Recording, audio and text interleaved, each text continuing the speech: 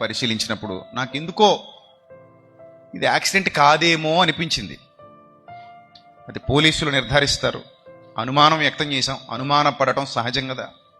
పరిస్థితులు చూస్తే అలాగ అనిపించాయి. ఎందుకంటే ఆయనంత వేగంగా బండి నడపడానికి యువకుడు కాదు, 45 ఏళ్ల వయసు ఉన్నటువంటి ఒక జ్ఞానం కలిగిన వ్యక్తి. అంత వేగంగా ఎందుకు బండి నడుపుతాడు అనేది నాకు వచ్చిన ఆలోచన. రెండోది, అక్కడ రక్తం ట్యాంక్ మీద ఉంది, గార్డ్ మీద ఉంది, సైలెన్సర్ మీద ఉంది, చక్రాల మీద ఉంది. ఆయన హెల్మెట్ ఊడి పడిపోలేదు, హెల్మెట్ లాగే ఉంది.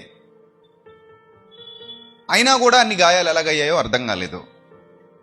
బండి మీద గీతలు పడలేదు, బండి విరిగిపోలేదు, ముక్కలైపోలేదు.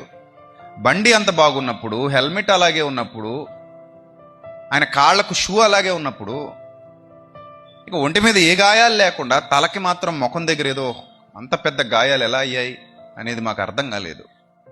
అందుకే ఫస్ట్ యాక్సిడెంట్ అని చెప్పగానే నేను అన్నాను పోలీసు వారితో, సార్ దయచేసి యాక్సిడెంట్ అని వెంటనే మీరు ఎఫ్ఐఆర్ వేయొద్దు,